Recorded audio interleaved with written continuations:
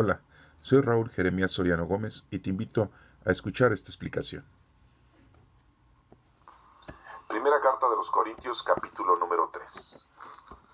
Yo, hermanos, no pude hablarles entonces como a la gente guiada por el Espíritu, sino como a personas con criterios puramente humanos, como a niños en cuanto a las cosas de Cristo. Les di una enseñanza sencilla, igual que a un niño de pecho se le da leche en vez de alimento sólido, porque ustedes todavía no podían digerir la comida fuerte. Y ni siquiera pueden digerirla ahora, porque todavía tienen criterios puramente humanos. Mientras haya entre ustedes envidias y discordias, es que siguen manteniendo criterios puramente humanos y conduciéndose como lo hace todo el mundo. Porque cuando uno afirma yo soy de Pablo y otro yo soy de Apolos, están manteniendo criterios puramente humanos. A fin de cuentas, ¿quién es Pablo y quién es Apolos? Simplemente servidores, por medio de los cuales ustedes han creído en el Señor. Cada uno de nosotros hizo el trabajo que el Señor le señaló. Yo sembré y Apolo regó, pero Dios es quien hizo crecer la planta. De manera que ni que el que siembra ni el que riega son nada, sino que Dios lo es todo, pues Él es quien hace crecer la planta. Los que siembran y los que riegan son iguales, aunque Dios pagará a cada uno según su trabajo. Somos compañeros de trabajo al servicio de Dios y ustedes son el campo que Dios está trabajando, el edificio que Dios está construyendo. Yo soy el maestro albañil, al cual Dios permitió poner los fundamentos y otro está construyendo sobre ellos, pero cada uno debe de tener cuidado de cómo construye, pues nadie puede poner otro fundamento que el que ya está puesto, que es Jesucristo. Sobre este fundamento, uno puede construir con oro, plata y piedras preciosas, o con madera, paja y cañas, pero el trabajo de cada cual se verá claramente en el día del juicio, porque ese día vendrá con fuego y el fuego probará la clase de trabajo que cada uno haya hecho. Si alguno construyó un edificio resistente al fuego, recibirá su pago, pero si lo que construyó llega a quemarse, lo perderá todo, aunque él mismo lograra salvarse como quien escapa del fuego. ¿Acaso no saben ustedes que son templo de Dios y que el Espíritu de Dios vive en ustedes? Si alguno destruye el templo de Dios, Dios lo destruirá a él, porque el templo de Dios es santo y ese templo son ustedes mismos. Que nadie se engañe. Si alguno de ustedes se cree sabio, según la sabiduría de este mundo, vuélvase como un ignorante para así llegar a ser verdaderamente sabio. Pues la sabiduría de este mundo es pura tontería para Dios. En efecto, la Escritura dice, Dios atrapa a los sabios en la propia astucia de ellos. Y dice también, el Señor sabe que los pensamientos de los sabios son tonterías. Por eso nadie debe de sentirse orgulloso de ser seguidor del hombre alguno, pues todas las cosas son de ustedes. Pablo, Apolos, Pedro, el mundo, la vida, la muerte, el presente y el futuro, todo es de ustedes, y ustedes son de Cristo, y Cristo es de Dios. Primera carta de los Corintios, capítulo 4. Ustedes deben considerarnos simplemente como ayudantes de Cristo, encargados de enseñar los secretos del plan de Dios.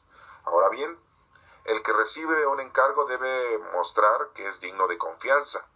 En cuanto a mí respecta, muy poco me preocupa ser juzgado por ustedes o por algún tribunal humano.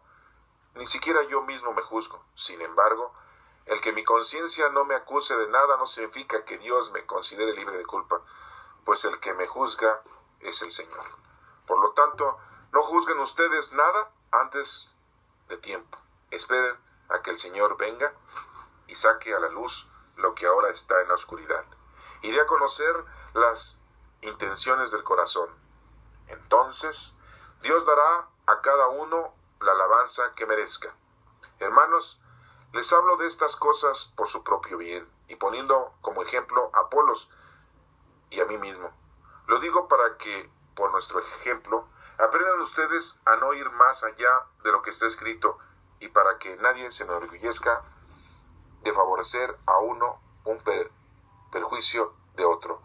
Pues, ¿quién te hace mejor que los demás? ¿Y quién y qué tienes de Dios no te haya dado?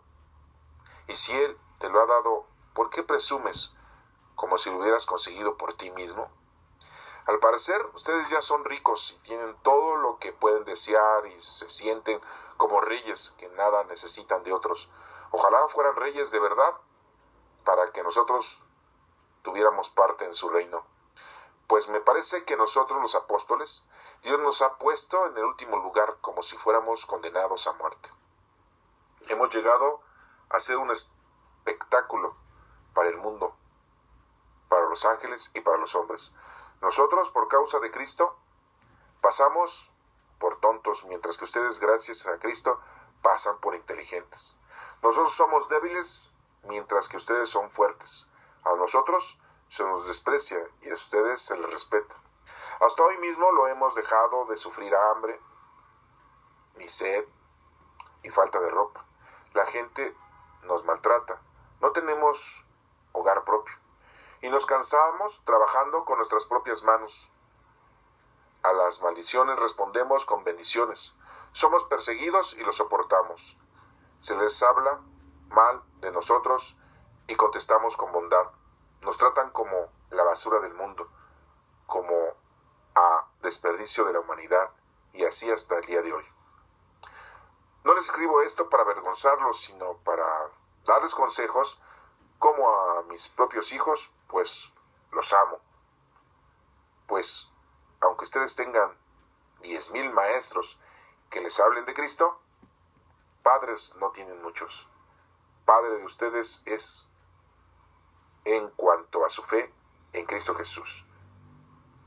Lo soy yo por haberles dado las buenas noticias de la salvación. Así pues, les ruego que sigan mi ejemplo. Por esto les envío a Timoteo, mi querido y fiel hijo en el Señor. Él les hará recordar mi conducta como creyente de Cristo, conforme a lo que enseño en todas las iglesias por donde paso. Algunos de ustedes ya se sienten importantes pensando que no iré a verlos, pero si el Señor quiere, espero visitarlos pronto. Entonces veré lo que son capaces de hacer esos presumidos, y no solamente los que son capaces de decir. Porque el reino de Dios no es cuestión de palabras, sino de poder. ¿Qué prefieren ustedes? ¿Que vaya dispuesto a castigarlos o que vaya a verlos con amor y ternura? Esta es palabra del Señor. Te alabamos, Señor. En el capítulo número 3 de esta primera carta a los Corintios, Pablo empieza a anunciarles a sus hermanos de cómo el Espíritu Santo actúa en cada uno para poder llevar el Evangelio. Y no es por nuestra propia capacidad intelectual ni por nuestra sabiduría humana. Y nos menciona aquí Pablo que los criterios puramente humanos son diferentes a los criterios de Dios. Dice aquí en el versículo: yo, hermanos, no pude hablarles entonces como a gente guiada por el Espíritu. Pablo dice que no pudo hablarles como a gente guiada por el Espíritu, porque era difícil, sino como a personas con criterios puramente humanos, como a niños en cuanto a las cosas de Cristo. Les dio una enseñanza sencilla, igual que a un niño de pecho se le da leche en vez de un alimento sólido. Porque ustedes todavía no podían digerir la comida fuerte. No les podía explicar las cosas del Señor de una manera brusca. Tenía que irles enseñando poco a poco. Para eso se maneja la doctrina. Por eso existe la doctrina, que es una enseñanza de poco a poco para que vayas encontrando al Señor. Porque no entenderías muchas cosas. Es una semilla que se siembra y poco a poco va dando su fruto. No solamente quieras tú agarrar el fruto sin haberlo sembrado. Porque todavía tienen criterios ustedes puramente humanos, dice Pablo. Dice, mientras entre ustedes hay envidias y discordias, criterios humanos, y se mantienen puramente conduciéndose como lo hace todo el mundo, pues no van a entender las cosas de Dios.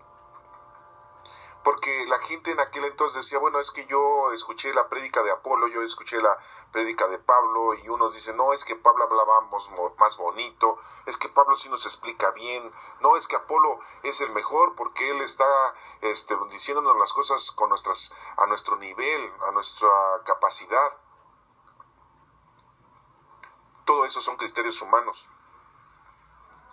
Y dice aquí Pablo, a fin de cuentas, ¿quién es de Pablo? ¿Quién es de Apolos? Si simplemente somos servidores, muy claramente lo dice Pablo. Somos servidores. Dice que por medio de los cuales ustedes han creído y se han acercado al Señor. Cada uno de nosotros hizo el trabajo que el Señor nos señaló. Y esto es muy importante para que nosotros entendamos entonces que estamos aquí para un servicio, que estamos aquí para un trabajo que el Señor nos ha encomendado a cada uno de nosotros. Eso es muy importante que tú lo entiendas, porque pues nosotros pensamos que estamos aquí y ya vamos a vivir una vida mundana, corporal, terrenal, y se acabó, y así nos la pasamos, ¿no? Algunos otros más enfáticos dicen, no, pues yo me porté bien con mi familia, con mis padres, con mis hijos, con mi pareja, con mis nietos, con mis vecinos, nada más. Iba a misa, hacía oración, pertenecía a un grupo en la parroquia, y nada más. Pero el trabajo es todos los días. Y no solamente con quien te quiere, sino con los que no conoces, y principalmente hasta con los enemigos, nos dice nuestro Señor Jesucristo. Entonces, el trabajo es arduo, es difícil, no es sencillo. Tenemos que hacerlo diariamente, todo el día, desde que amanece hasta que anochece. Y hasta lo explica Pablo, dice, yo sembré y Apolo regó, pero Dios es quien hizo crecer la planta. Entonces, es muy importante esto porque, ¿qué es lo que pasa? Que en la Iglesia Católica tenemos muchos santos y le pedimos milagros a los santos, sintiendo que ellos están en el cielo, sí, posiblemente están en el cielo, allá con nuestro Padre Dios, pero de aquí que ellos hagan milagros, no, aquí lo está diciendo, si en vida ellos, uno siembra, el otro riega, pero las cosas las hace crecer Dios, que es la planta. Muy claramente dice que de manera que ni el que siembra ni el que riega son nada, no somos nada nosotros, somos instrumentos, somos servidores, somos trabajadores. El Señor nos dio la confianza de estar aquí para hacer un trabajo, no para venir a gozar el planeta Tierra, porque en este planeta estamos, en lo mundano y lo terrenal. Acuérdense, sí, tenemos 5 sentidos y Cristo mismo nos dio esa gran oportunidad. Al César lo del César y a Dios lo de Dios. ¿Cuándo dijo esto? Cuando le preguntaron, ¿es lícito pagarle tributo al César? Y él dijo, ensígueme una moneda. ¿Esa moneda qué rostro tiene? El rostro del emperador. Pues páguenle al emperador, al César lo del César y a Dios lo de Dios. ¿Y qué es lo de Dios? Tu vida espiritual. Te dice el Señor, si estás conmigo, todo lo demás va a llegar por añadidura, no te preocupes. Pero lo que pasa es que nosotros somos muy avariciosos. Tenemos un departamentito, tenemos unos cuartitos para vivir. No, queremos una casa propia. Tenemos una casa propia. No, yo quiero una residencia. ¿Tienes una residencia? No, quieres una mansión. Tienes una mansión, quieres un castillo. Tienes un castillo, quieres todo el planeta, todo el país, como político y gobernante, ¿verdad? ¿Sí? Tienes vestido, quieres más. ¿Ya te contaste cuántos pares de zapatos tienes tú para ti? ¿Ya te das cuenta cuántas chamarras tienes? ¿Cuántos pantalones tienes? ¿Y a poco los puedes usar todos en un año? ¿No? Y exigimos más. Tienes casa, tienes vestido, tienes sustento. Y no te conformas con comer un plato de sopa. Hay gente que no tiene que comer. No, tú exiges, ¿verdad? Y si no exiges, dices, es que yo trabajo, tengo mi dinero y tengo el gusto de ir a pagar un gran restaurante, a celebrar mi cumpleaños, a celebrar el día de mi santo, a celebrar el fin de año. Y así somos. Sentimos que merecemos porque nos hemos ganado nuestro dinero para irnos a gastar en donde se nos da la gana. Y vivimos de una manera equivocada, porque Dios es el que nos ha dado casa, vestido y sustento, nos ha dado esa inteligencia para poder estudiar, tener trabajo, para lograr satisfacer nuestros 5 sentidos mundanamente hablando. Y Dios nos dio esa oportunidad y nos dice al César lo de César y a Dios lo de Dios, y no te exige solamente que estés en las cosas del Señor. Pero desafortunadamente nosotros siempre le ponemos más empeño e interés a las cosas mundanas. El trabajo que realicemos debe ser un trabajo en nombre de Dios, un trabajo espiritual. Dios lo es en todo, dice la Escritura, pues Él es quien hace crecer la planta. Los que siembran, los que riegan, son iguales, aunque Dios pagará a cada uno según su trabajo. Dios nos va a pagar según lo que hagamos. Así nos dice, ¿no?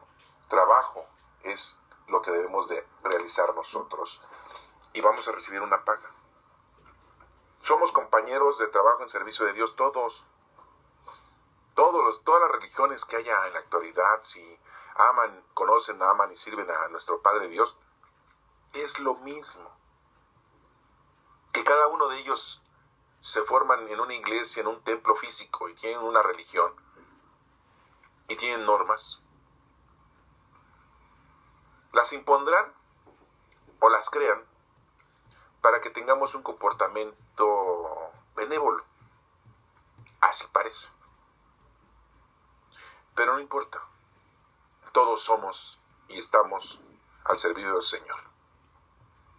Y nos menciona, si ustedes son del campo que Dios está trabajando, ¿sí? Ustedes son el campo que Dios está trabajando. El edificio que Dios está construyendo. Hagan de cuenta que somos un tabique, una columna, un pedazo de varilla. Todos formamos parte de la construcción del Señor. Dice Pablo, yo soy el albañil maestro, al cual Dios le permitió poner fundamentos y otro está construyendo sobre ellos. Pero cada uno debe tener cuidado de cómo construye. Debemos de tener cuidado en las obras que hagamos. Hay que hacerlas bien, no hay que hacer tonterías. Porque muchas veces nuestro comportamiento es para ganar algo, para obtener algo a cambio.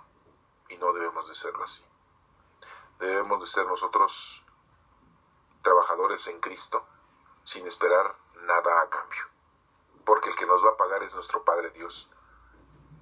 El que recibe paga por lo que hace, por alguna obra que tú hagas. Si recibiste paga, pues ya estás pagado, entonces el Señor no te va a pagar nada. Eso lo debes de entender.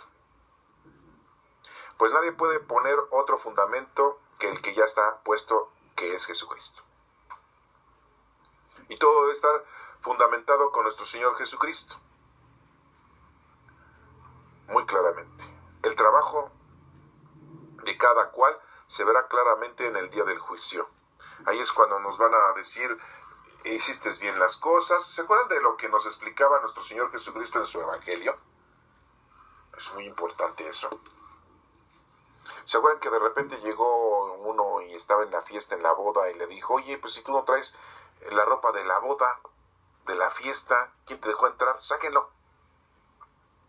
Un gorrón, un colado, ¿verdad? O sea que hay que revestirnos en las cosas del Señor y debemos de revestirnos en las obras del Señor. No te duermas en tus laureles. No el que diga Señor, Señor se va a salvar, sino verdaderamente todo aquel que con Él está. Y estamos trabajando para el Señor. Ah, bueno, entonces estás haciendo bien las cosas. Si no, entonces no tienes nada que ofrecerle al Señor. Deja tu ofrenda en el altar, ve, reconcíliate con tu hermano. Dale un buen consejo a tu hermano.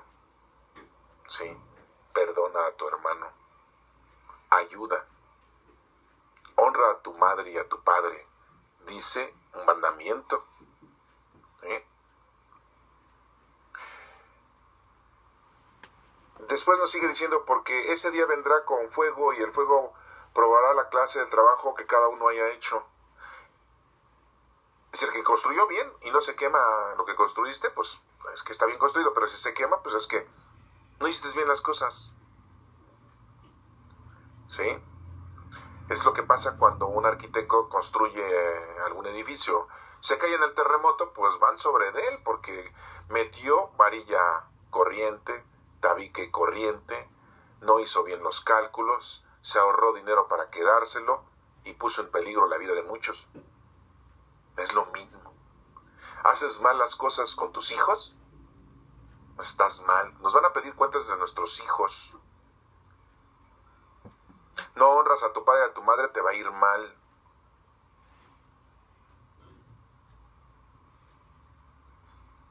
Entonces, pongamos mucha atención y seamos muy dados a la observancia en las cosas del Señor para que podamos hacerlas bien, Porque ¿cuántos de nosotros les mentimos a los hijos, a los hermanos, a los padres, para sacar provecho de ellos?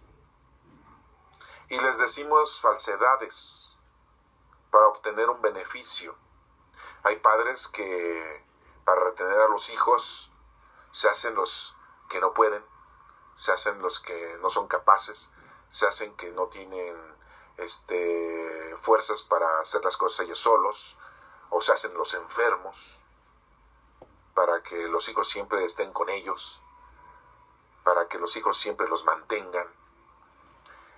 Ya no puedo trabajar, hijo, estoy cansado, me duele la espalda, ya no puedo cargar. Y entonces el hijo, yo te mantengo, papá, y lo mantiene, ¿verdad? Y el papá mintiendo.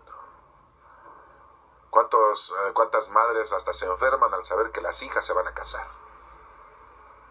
Y se ponen así como al punto de estado de coma, ¿verdad? Y ya la hija se arrepiente y dice, no me caso, primero está mi mamá. ¿O cuántos hijos le hacen la barba a los padres para que cuando se mueran les dejen la herencia de la casa, del dinero ahorrado, del coche, de las alhajas?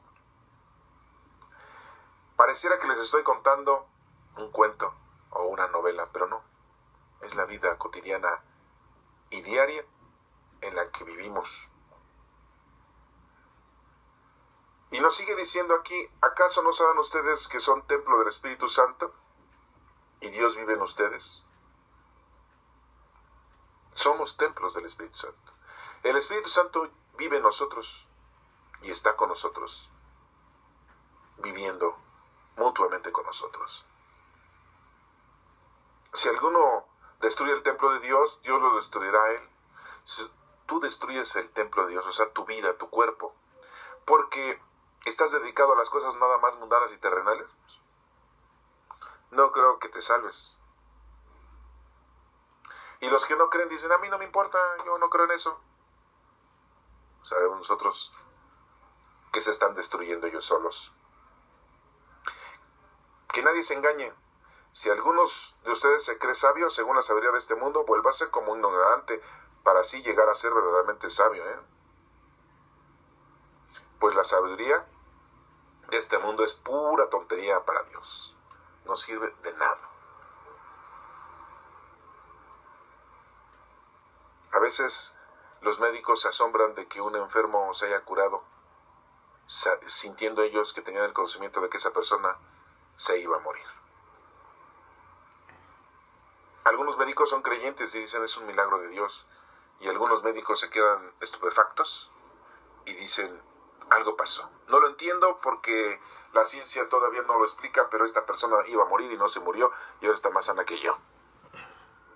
Por eso dice así. Dios atrapa a los sabios en la propia astucia de ellos.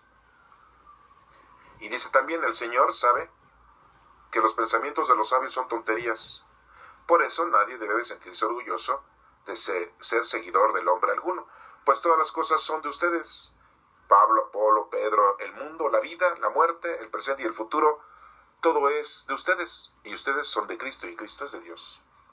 Pero se dan cuenta cómo aquí el hagiógrafo, el escritor que le está ayudando a Pablo, sí, porque muchos pensamos que Pablo es el que está escribiendo, ¿verdad? Pero no, acuérdense que había un escritor que siempre andaba con Pablo, que era Tercio, así se llama, Tercio, Su nombre, qué raro, ¿verdad? Su nombre tercio. Escribe muy claramente aquí, dice, ustedes dicen, yo soy seguidor,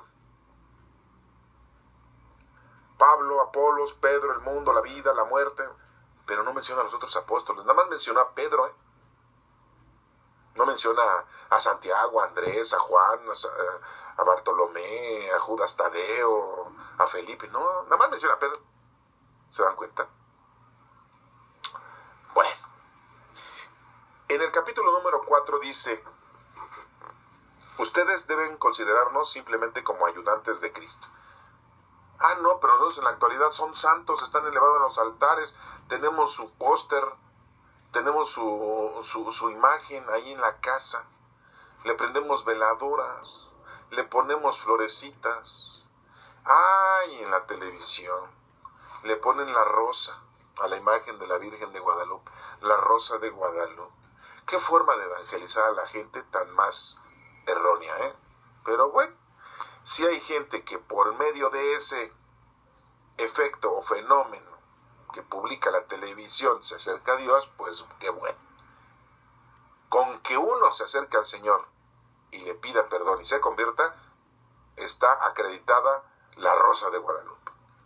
Pero si no, es una forma muy errónea, muy fuera de lugar. Muy claramente dice aquí, ustedes deben considerarnos simplemente como ayudantes de Cristo. ¿Se dan cuenta de lo que está diciendo Pablo? Somos solamente ayudantes de Cristo. Ayudantes, no más. ¿Y cuánta gente tiene una adoración por los santos? Yo siempre les he dicho, ¿no? Pablo pues, era perseguidor de la iglesia, se convirtió así y todo, pues está bien. Se convirtió ya, está bien. Pedro, ¿cuántas veces negó a nuestro Señor Jesucristo? 3 veces, ¿no? Cantó el gallo. Tomás no creía hasta que lo vio y lo tocó. Felipe le decía, Jesús, muéstranos al Pedro, al Padre. Y dice, pues si estás viéndome a mí, estás viendo al Padre. La mamá de Santiago y Juan, los hijos de Zebedeo, del señor Zebedeo, Señor, quiero que se siente uno a tu derecha y otro a la izquierda cuando tú estés en el reino. ¿Sabes qué? Y todos los demás apóstoles se enojaron, ¿verdad? Santiago y Juan, después de haber ido a predicar, le dijeron al Señor, oye, no nos aceptaron en ese poblado, hasta nos echaron unas mentadas, ¿verdad? Diríamos en la actualidad. ¿Quieres que bajemos con el poder de Dios rayos y fuego para que se destruya esa ciudad? Pues, dijo, qué barbaridad, o sea, qué forma de pensar de Santiago y Juan, ¿no?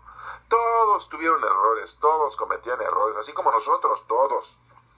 Y no por eso el Señor nos mató, nos hizo a un lado, o nos castigó, no, sabe que somos humanos y que tenemos errores. ¿Quiénes son los únicos humanos que no cometieron pecado? Nuestro Señor Jesucristo y nuestra Santísima Madre. ¿Y quiénes son los únicos humanos que no tuvieron ningún error en nada? Ni ninguna equivocación en nada. Solamente nuestro Señor Jesucristo. Todos tenemos errores. Y todos hemos cometido pecados. La única mujer que no cometió pecado en el mundo fue nuestra Santísima Madre, María, la Madre de nuestro Señor Jesucristo. Por eso está en el lugar que está. Si entienden esto, están entendiendo entonces al Señor. No deben considerarnos simplemente como ayudantes. Ustedes deben considerarnos simplemente como ayudantes de Cristo, encargados de enseñar los secretos del plan de Dios, nada más. Esos somos, servidores de Cristo. Ni nos pongan, ay, ese cómo sabe, ese padrecito cómo sabe. Órale, Juan Pablo II, Karol Wojtyla. Pues sí, pues es que al lado de nosotros, pues la verdad éramos remensos. Y ese señor pues sí tenía mucha capacidad, pero de ahí que nosotros digamos, ahora es un santo. Y hay que pedirle para que pida por nosotros. No cometamos más errores, ya tenemos muchos errores a como estamos, como todavía está cometiendo más errores. Ahora bien, el que recibe un encargo debe demostrar que es digno de confianza. Por eso les digo, hay que ponernos a trabajar, darle gracias a Dios de que confío en nosotros y pongámonos a hacer lo que nos corresponde. En cuanto a mí respecta, dice Pablo, muy poco me preocupa ser juzgado por ustedes o por algún tribunal humano. O sea, me vale gorro, como diciendo en la actualidad, ¿verdad? Vulgarmente. No me interesa si me juzgan, ni siquiera yo mismo me juzgo. Pero no por esto estoy diciendo que tengo limpia mi conciencia, ¿no? Y que Dios me va a considerar libre de culpa, no. Pues Él es el que me va a juzgar. Dios es el que nos va a juzgar a cada uno. Por lo tanto, no juzguen ustedes nada antes de tiempo. Esperen a que el Señor venga y saque a la luz lo que ahora está en la oscuridad y dé a conocer las intenciones del corazón. Entonces Dios dará a cada uno la alabanza que merezca. Que Dios nos juzgue. Él es el que nos puede decir si estamos bien, si estamos mal, si lo estamos haciendo bien. Solamente Dios. Hagamos oración, comuniquémonos con Él. Y Él nos va poniendo enfrente de toda nuestra vida lo que debemos de hacer. Hermanos, les hablo de estas cosas, dice Pablo, por su propio bien y poniendo como ejemplo a Apolos y a mí mismo. Lo digo para que, por nuestro ejemplo, aprendan ustedes a no ir más allá de lo que está escrito. No inventen cosas y no vayan más allá. Y para que nadie se enorgullezca de favorecer a uno en perjuicio de otro. O sea, no le aumentemos a las cosas del Dios. O sea, tampoco le quitemos, ni malinterpretemos. ¿Qué es lo que ha hecho en la actualidad la iglesia? No, hubo un tiempo en que inventaron el limbo. Que el limbo era el lugar en donde se iban los niños cuando se morían y no estaban bautizados. No tenían ni pero ni gloria, ¿no? No estaban ni en el cielo ni en el infierno, según ellos. Órale. No, estar inventando cosas está cañón, ¿Qué otra cosa inventaron? Las indulgencias. No, si tú cumples, si tú ayudas, si tú das limosna y ayudas a la iglesia y cooperas con tu trabajo, con tu dinero, te vamos a dar indulgencias. Y son indulgencias de que son como poderes, ¿no? Como dones, como si fueran monedas invisibles, espirituales, para que cuando llegues con Dios, llegues con esas indulgencias, las pagues y te deje el Señor pasar al reino de Dios porque traes muchas indulgencias. Oigan, no inventen cosas. Suben al altar a todos los santos, a toda la gente, como Pablo, como Pedro, como Andrés, y ahora muchos otros más que hemos conocido, como San Juan Bosco, como San Charbel, ¿sí? Como Juan Diego, los suben a los altares que porque fueron hombres muy santos, y hasta les podemos pedir a ellos, para que ellos le pidan a Dios, y para que se haga el milagro de lo que tú necesites, ser millonario, ser rico, tener muchas mujeres, tener mucho poder, tener muchos castillos o muchos coches oigan, no inventemos cosas. Muy claramente dice aquí, le digo esto para que nuestro ejemplo aprendan ustedes a no ir más allá de lo que está escrito. Ahí está escrito, aquí está escrito. Búsquenme aquí en la Sagrada Escritura, los que son muy estudiosos, en donde dice que existe el purgatorio, en donde se purgan las almas y después se van al cielo. No es un lugar, el purgatorio es un paso, es un tiempo, no es un lugar. Puede tomarte un segundo como te puede tomar 1.000.000 de años. 1.000.000 de años. No sabemos, porque para Dios no hay tiempo y espacio. Pero no lo venden, no lo regalan, no lo insinúan, no lo muestran como que el purgatorio es un lugar de tormentos. Y ya después te salvas y ya te vas al cielo. Estás purgando tus pecados, porque al cielo tienes que entrar limpio. Órale. Limpio quiere decir sin pecados, no limpios de que está sucio, de mugre, no. Entonces pues todos se bañaban, se mueren y ya van limpios, ¿no? Y hasta se echaban con cloro, ¿no? Se bañaban con cloro para matar todos los gérmenes, ¿no? Es una forma de decirlo. Entonces no inventemos cosas. Hay muchas otras cosas que inventan, ¿no? La iglesia, los pastores, los guías, ¿no? Andan inventando y tergiversan las cosas, cambian las cosas. Entonces, seamos honestos. Aquí tenemos lo que está escrito y es lo que vamos entendiendo. Esta información que nos está proporcionando Pablo, pues se las estaba proporcionando a los corintios porque en aquel entonces esa ciudad, que había muchos, era una ciudad de cultura de Grecia, ¿no? Y era muy próspera, como se los he mencionado, era una ciudad que hacía mucho comercio y pues había mucho dinero y había mucha modernidad y iba muy prosperante la ciudad, ¿no? Y había mucha gente ahí de varias razas. Pues, o sea, es como si estuvieran en Estados Unidos, o no sé, en Inglaterra, o en Japón, ¿no? Muy próspera la ciudad. Pero a lo que voy es de que tengamos mucho cuidado de empezar a inventar cosas. Lo que es aquí está escrito. Entonces, si en aquel entonces ya existía eso, imagínense ahorita en la actualidad, peor. ¿Sí? Nadie se enorgullezca de favorecer a uno en perjuicio de otro. ¿Sí? Porque hay gente que se enorgullece, ¿verdad? Pues ¿quién te hace mejor que los demás? ¿Quién? ¿Y qué tienes que Dios no te haya dado? Y si Él te lo ha dado, ¿por qué presumes como si lo hubieras conseguido por ti mismo? Tú tienes salud, te enfermas y vas al médico. No, tengo dinero para pagar un gran médico. No vas con los similares, ¿no? Con los doctorcitos, ¿no? Te vas al Hospital Ángeles, al Hospital Español. ¿Sí? Te vas a los grandes hospitales. Tengo dinero para pagar grandes médicos, ¿verdad? Si Dios te quiere dar la salud, te la da sin necesidad que vayas al médico. Siempre y cuando pues tú estés conectado con el Señor. Porque si vives una vida mundana y terrenal, pues lógico que estás lejos de que te llegue las bendiciones del Señor.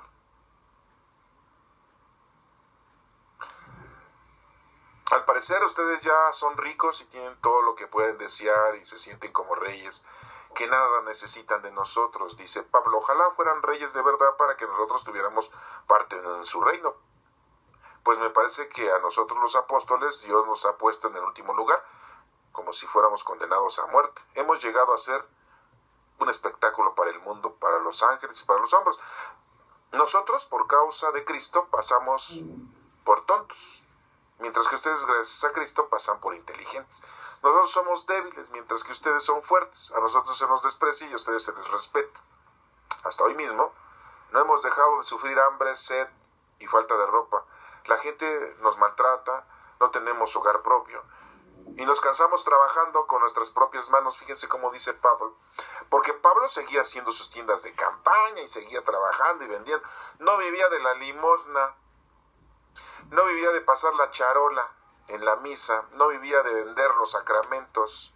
De cobrarte por una santa misa para que hagan oración por tus difuntos.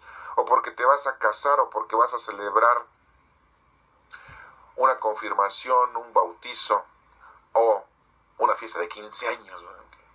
Es muy de costumbre para los seres humanos hacer eso.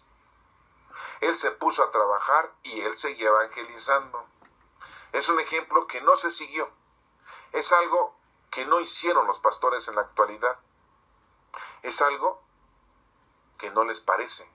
Quieren seguir viviendo estirando la mano, engañando a la gente, manipulando a la gente, para que la gente los mantenga y tengan ellos casa, vestido y sustento, recibiendo dádivas, recibiendo limosnas, recibiendo apoyo económico de la gente que ellos manipulan, la envuelven, diciéndoles que pues ellos son pastores del Señor, tienen que vivir de la limosna. Si Pablo aquí está trabajando, ¿por qué no pueden trabajar ellos? Pero bueno, eso no se cumplió. Vivimos diferente. Dice aquí, y nos cansamos trabajando con nuestras propias manos. A las maldiciones respondemos con bendiciones. Somos perseguidos y lo soportamos, dice Pablo. Y es lo que tenemos que hacer nosotros. Se habla mal de nosotros y contestamos con bondad. ¿Quién hace eso? Habla mal de ustedes, no van y le voy a ir a reclamar. No, ahorita vas a ver. Ahorita se le acabó el mundo. ¿A poco no? Y aquí dice Pablo que hay que hacer todo lo contrario.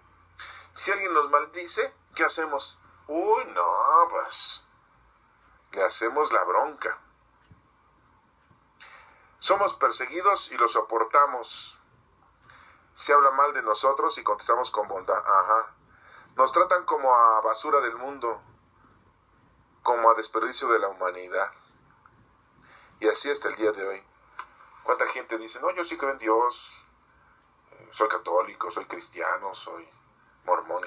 La gente se ríe, ¿no? Dice, no inventes, eres profesionista, estudiaste en la UNAM, estudiaste en el Politécnico, eres científico, ¿cómo es posible que estés creyendo en eso?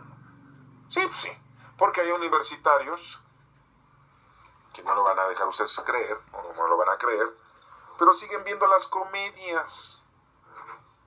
¿Sí? Pues es lo mismo. Así nos critican a los que creemos en nuestro Padre Dios en Cristo. ¿Cómo es posible si tú estudiaste, eres matemático, eres historiador, ¿sí? Eres profesor? ¿Cómo crees? ¿A poco crees? Eso es falso, eso no existe. Dios no existe, dicen ellos. No les escribo esto para avergonzarlos, dice Pablo a los de Corinto, sino para darles un consejo como a mis propios hijos, pues los amo. Bueno, aquí Pablo está diciendo que les da un consejo como a sus propios hijos, pero ha de estar hablando de sus propios hijos porque él a todo el que evangelizaba le decía hijo. No creo que esté hablando aquí de sus hijos.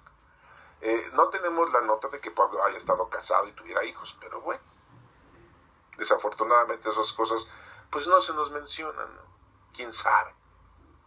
Lo que sí sabemos es que tenía una hermana y que tenía un hijo su hermana, y ese sobrino fue a visitarlo a la cárcel, y después fue ese sobrino a decirle al comandante que lo que querían era matar a Pablo en el camino, ¿verdad? De cuando lo iban a llevar a Jerusalén. Eso sí sabemos.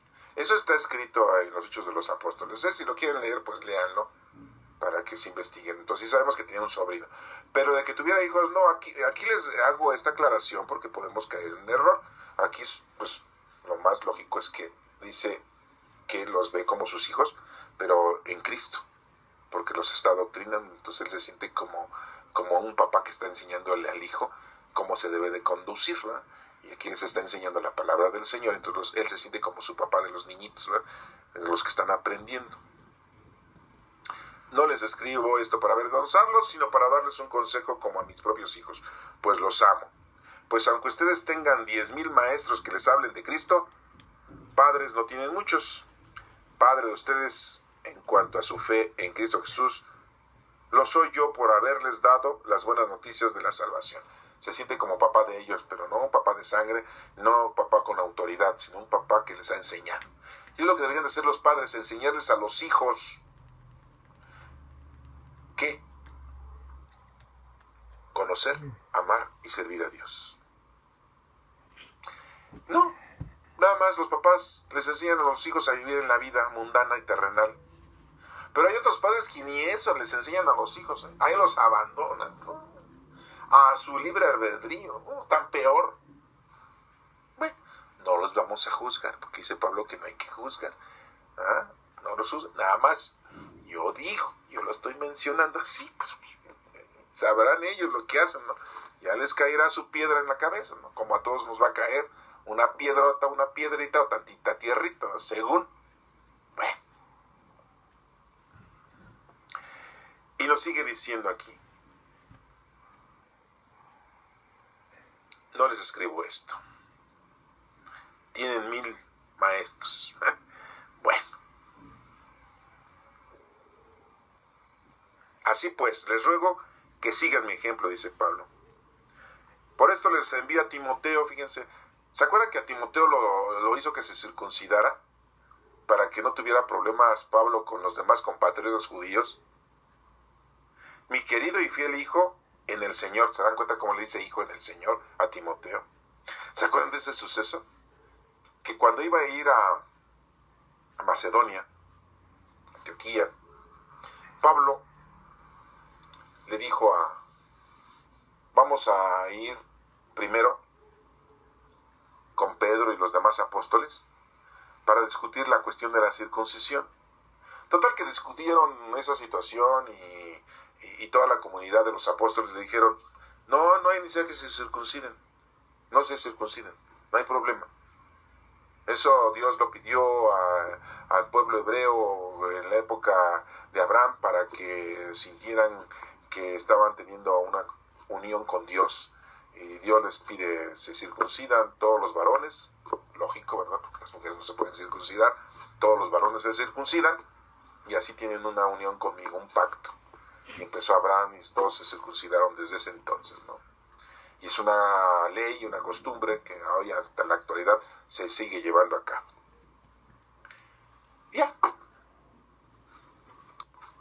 Y bueno, cuando tuvieron la reunión con los apóstoles y los ancianos, Pablo y Bernabé, y les preguntaron, hay una discusión en Antioquía porque no se quieren circuncidar y que si es bueno o no es bueno, debemos seguir las leyes hebreas o no, judías o no. Entonces los apóstoles deciden y les dicen que no hay problema, no se circuncidan. Y mandan, acompañando a Pablo y a Bernabé, mandan a dos, que era Judas Barsabá, uno de ellos, y a Silas, para que hablen allá en Antioquía y digan, los apóstoles dicen que Pablo y Bernabé tienen razón, que no hay problema, no se circunciden, etc. Después de haber vivido esto, Pablo no le importó. Cuando conoce a Timoteo, lo circuncida porque se va a acompañar con él a ver a otra comunidad judaica para predicar. Y pasa por alto el resolutivo de la circuncisión y a Timoteo sí lo circuncida. Lo hace que él se circuncide. Y aquí menciona que pues les va a enviar a Timoteo y dice que es su hijo fiel en el Señor. Les hará recordar mi conducta como creyente en Cristo Jesús, conforme a lo que enseño en todas las iglesias por donde paso. A todas las iglesias por donde pases, a todas las comunidades de gente, así se les decía, a una comunidad de gente de 10, 15, 20 personas, 5 personas, 50 personas, era una iglesia.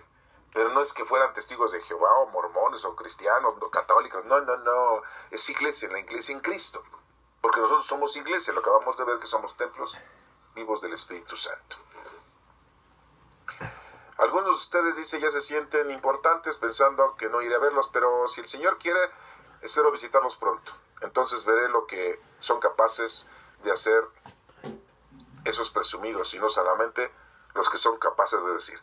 Porque el reino de Dios no es cuestión de palabras, sino de poder. ¿Qué prefieren ustedes?